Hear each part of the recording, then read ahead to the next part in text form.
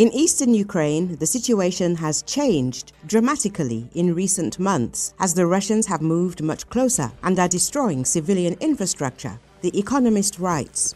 The publication notes that according to Ukrainian Mayor Vyacheslav Shutenko, the city of Konstantinovka is not under any real threat of falling in the near future.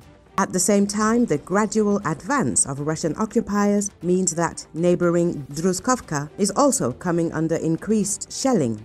A 20-hour curfew has been in effect in the town since October the 6th. Also, part of the main road to Izyum has become vulnerable to drone attacks, so traffic has been diverted to bypass roads. However, according to the publication, despite these successes, the Russian army is facing inevitable defeat. In August, their constant reconnaissance attacks revealed a weak spot in Ukraine's defenses near Dobropillya, 20 kilometers north of Pokrovsk. The Russian occupiers managed to break through the Ukrainian armed forces' defenses, advancing more than 13 kilometers in just a few days. This was faster than their logistical, unmanned and other units could keep up. As the publication points out, if the new salient had been secured, they could have turned around and encircled Pokrovsk. However, the Ukrainian military managed to halt the Russian advance, and now the occupiers are surrounded. Cases of mass surrenders are also recorded on the Eastern Ukrainian front. According to Lieutenant Colonel Arsen Lemko-Dimitrik of the Azov Brigade of the Ukrainian National Guard, the Russians have lost approximately 10,000 soldiers in this battle since August. However, the article states that this figure cannot be verified. The Ukrainian military officer also declined to disclose Ukraine's losses, only noting that they were significantly lower than Russia's. The military man added that this battle was an example of good coordination involving dozens of units. In the past, poor coordination had been blamed for the country's losses. The article also notes that, according to Lemka, the Russians have lost 50 tanks and armored vehicles in the past week. He added that the number of Russian occupiers in the area has dwindled from hundreds a month ago to less than 100 today. Since the Russians are surrounded, the Ukrainian defender predicts they won't hold out for long. The publication notes that while the bloody battle continues along the entire front line on the military front, certain shifts have occurred on the diplomatic front. Specifically on October the 16th, US President Donald Trump and Kremlin leader Vladimir Putin spoke by phone and agreed to meet in Budapest within a few weeks. Trump called the call productive, but provided no details to indicate that the upcoming talks would yield more results than the previous meeting.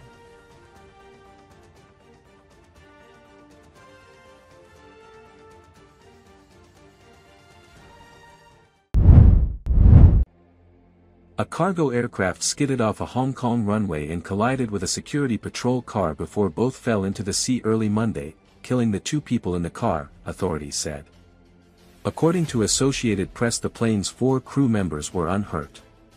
The Boeing 747, flown by Turkey-based ACT Airlines, was landing at Hong Kong International Airport around 3:50 a.m. on arrival from Dubai, United Arab Emirates.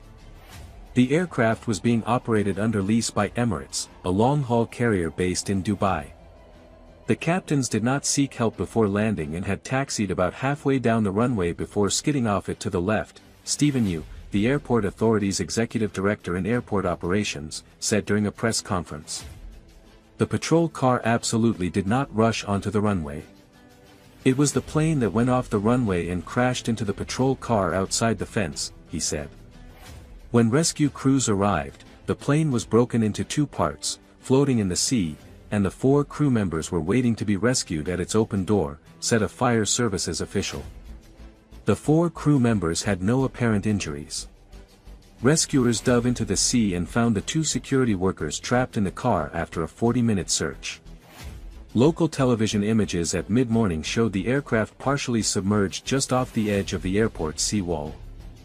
The aircraft's front half and cockpit were visible above water, but the tail end appearing to have broken off. 2 boats, possibly with search and rescue personnel, were near the aircraft. The crash occurred on the north runway of Hong Kong's airport, one of Asia's busiest. That runway remained closed, while the 2 other runways at the airport continue to operate. Stephen Yu said flights at the airport would be unaffected. Weather was suitable at the time the plane landed and the cause of the crash was being investigated, he said. The Air Accident Investigation Authority classified the case as an accident, with the investigation to look into multiple factors, including the flight system, operation, and maintenance. The cockpit voice recorder and the flight data recorder were being sought. Emirates said the Boeing 747 freighter flying as EK-9788 was wet leased and operated by ACT Airlines.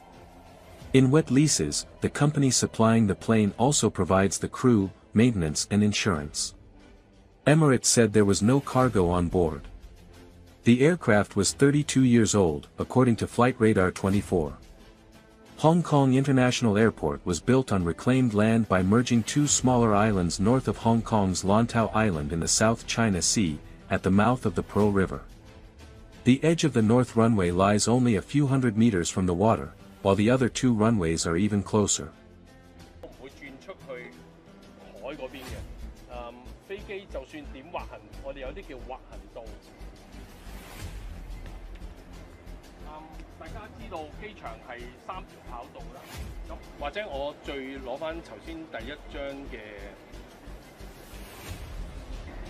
Around 4 a.m. this morning, a cargo aircraft, flight UAE 9788, departing from Dubai to Hong Kong, went off from the rough runway.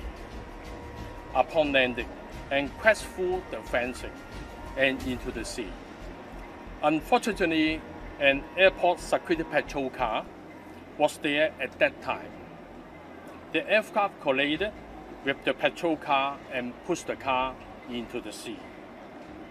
4 aircraft crew on board and quickly rescued by Fire Service Department.